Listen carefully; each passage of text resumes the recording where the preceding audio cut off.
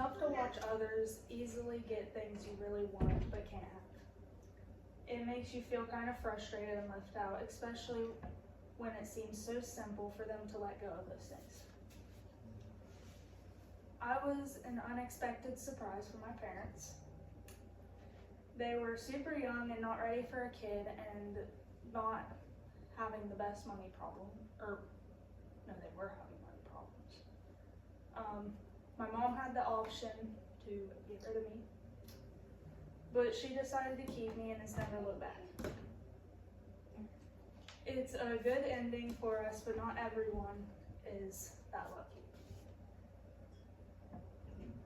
One of the people who has to make that choice or can't have kids might be someone you know. The abortion rate keeps rising, but there are plenty of alternatives to consider instead of terminating the pregnancy. Today, I want to share my thoughts on 3 key points. First, I believe having an abortion isn't the right choice. Second, I want to discuss some alternatives you might consider. And third, I'll explore what abortion was initially used for. I'll begin by telling you why abortion is wrong. People everywhere, including Ohio, are choosing to get abortions without being fully aware of the potential health risk involved. Women often don't realize the impact their actions can have on their bodies, which can lead to long-term effects. There are some small risks to consider, like bleeding, pain, cramping, infections, and issues related to the anesthesia. Then there are serious complications, including uterine perforation, blood clots, and cervical injuries. Long-term health risks might affect future pregnancy, leading to miscarriages, stillbirth, and premature birth. Plus, there's a potential increase in breast cancer risk, mental health problems, and even a higher chance of premature death. Each year, about 73 million abortions happen around the globe. Between 2010 and 2014, it's estimated that nearly 1/2 of all abortion procedures around the world were unsafe. And I got this information from World Health Organization. 1/3 of all unsafe abortions are done in the most dangerous way, often by untrained individuals using risky and invasive techniques. I also got this from World Health Organization. You have the option to make a positive decision and choose to keep the baby. Making the right choice matters.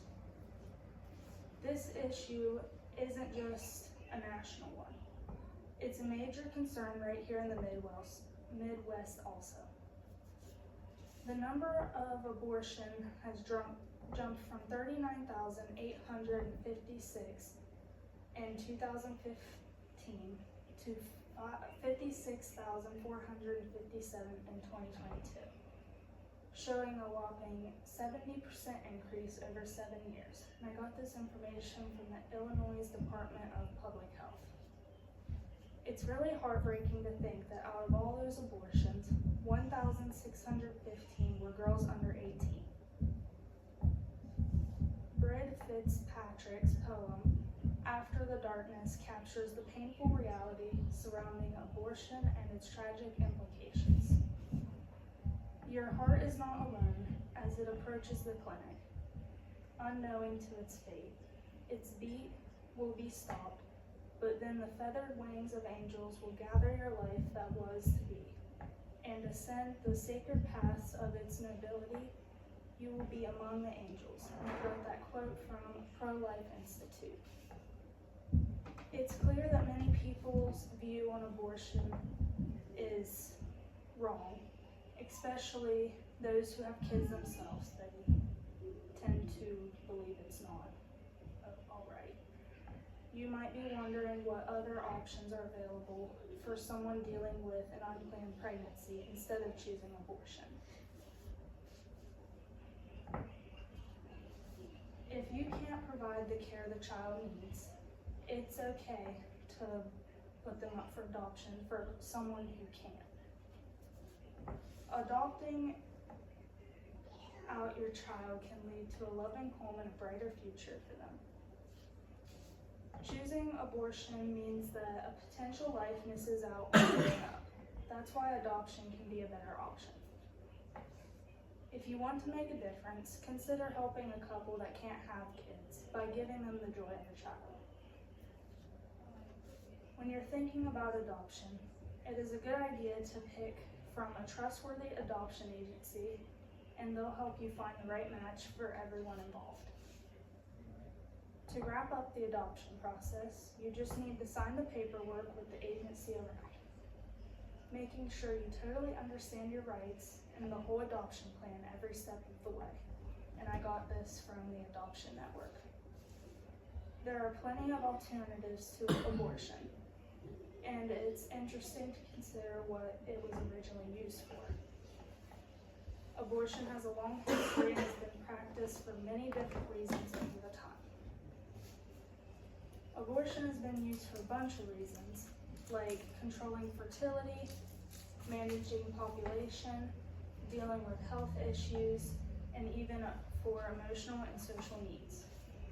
Over time, the perception of abortion has shifted, and in ancient Rome, it was mainly concerned for upper-class women who were suspected for cheating.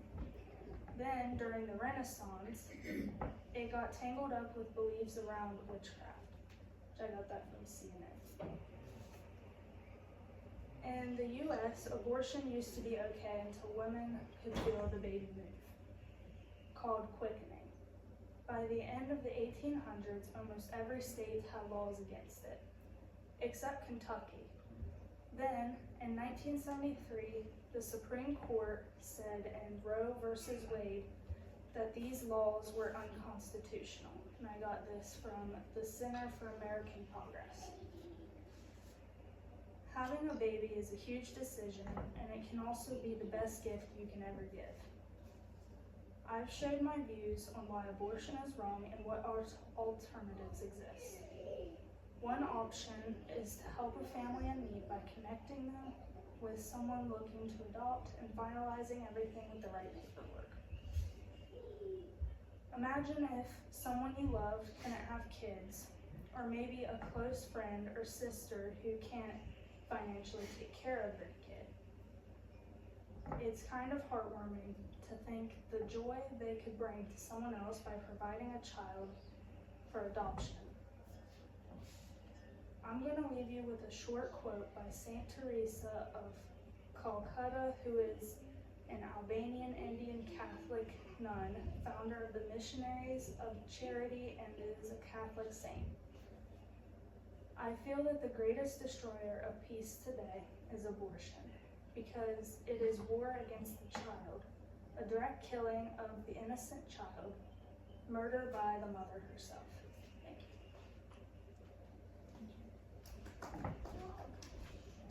you.